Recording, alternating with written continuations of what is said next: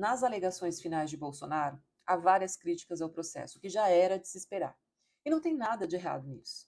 Uma das críticas é sobre a imprensa dizer já há algum tempo que a prisão de Bolsonaro vai acontecer entre setembro e outubro desse ano. Uma informação que teria sido passada por uma fonte não identificada. A ideia que os advogados de Bolsonaro passam é de que, com isso, haveria uma confirmação de que a condenação de Bolsonaro já estivesse definida há muito tempo, como se a fonte do STF estivesse dizendo, antes mesmo do julgamento, que ele vai ser preso. Ocorre que o Poder Judiciário possui um calendário interno das suas ações. Os juízes já têm agendamentos pré-determinados. E alguma fonte do STF, que não precisa mesmo ser identificada pela imprensa, pode ter passado esse calendário aos jornalistas. No entanto, isso não significa que a condenação de Bolsonaro já estivesse sacramentada. Quando uma fonte passa uma informação assim, a ideia é dizer que, se houver condenação e prisão, isso deverá ocorrer em determinada data, mas não é uma certeza. A divulgação pelos jornais é que muitas vezes, com base no sensacionalismo e no desejo de ter audiência, é que pode tratar como certa a informação de que Bolsonaro será preso. Isso até pode ser um problema jornalístico, mas não jurídico. Para ser um problema jurídico, os advogados deveriam demonstrar com provas e não apenas interpretações que o STF tem o objetivo de prender Bolsonaro a qualquer custo, o que não é verdade. Existe um processo, um julgamento, onde ele está tendo a oportunidade de se defender. A questão é que as provas dos crimes são muitas e são fortes, e os próprios juristas que falam sobre o assunto, conhecendo o processo, afirmam que a chance de Bolsonaro se livrar de uma condenação é mínima. Os advogados dele também sabem disso, mas eles têm o direito de usar o argumento que acharem necessário para defendê-lo, inclusive levantando dúvidas. Porém, para o julgamento em si, as dúvidas só são válidas quando tem provas. Quanto à data da prisão, eu particularmente não acredito que Bolsonaro vá preso até outubro. Acho muito difícil. Embora o julgamento vá acontecer até 12 de setembro, se ele for condenado, ainda terá direito a diversos recursos e eles não são julgados assim da noite para o dia.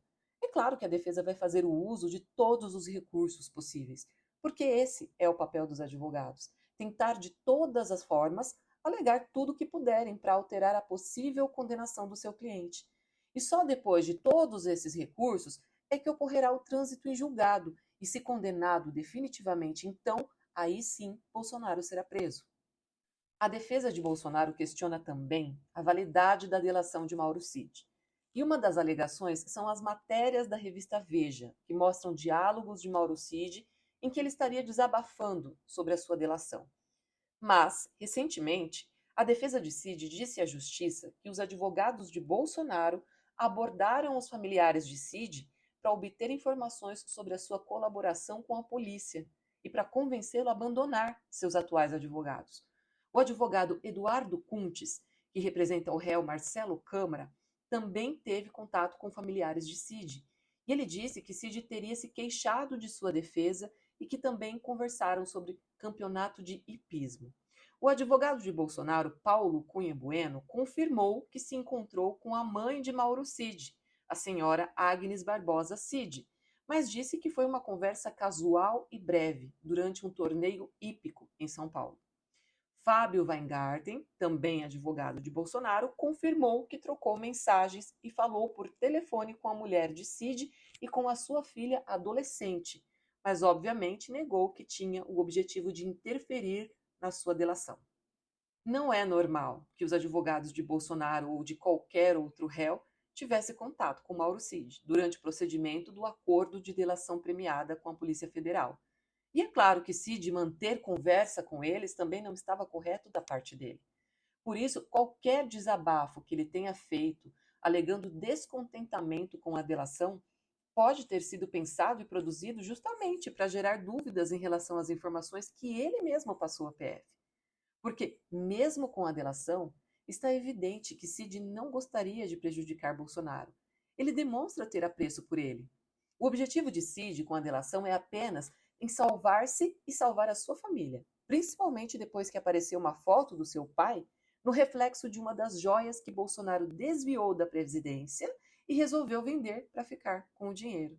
Portanto, para quem olha de fora, a impressão é de que o Cid faz um jogo duplo. Uma hora ele está tentando se proteger e proteger a família com a delação, e em outro momento parece que Cid não está contando tudo o que sabe, justamente para não prejudicar mais ainda Bolsonaro.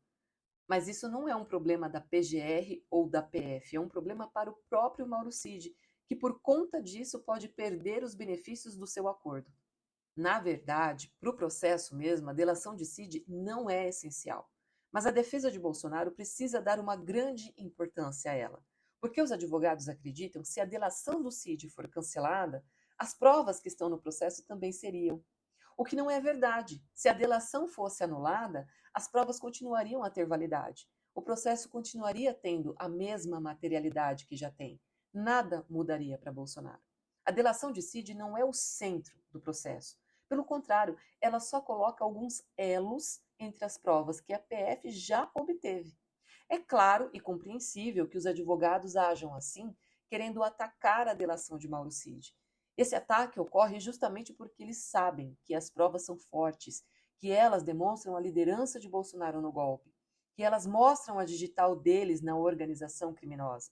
Esse é só o trabalho técnico dos advogados, um trabalho digno, honesto, de quem defende seu cliente, de quem vai usar todas as armas legais para isso, o que é louvável. Mas então, no que eles podem apostar? Numa tentativa de anular a delação, na esperança de que, anulando ela, as provas, que são muito fortes, também sejam anuladas. E que assim, e só assim, Jair Bolsonaro seria livre de uma condenação. É apenas isso.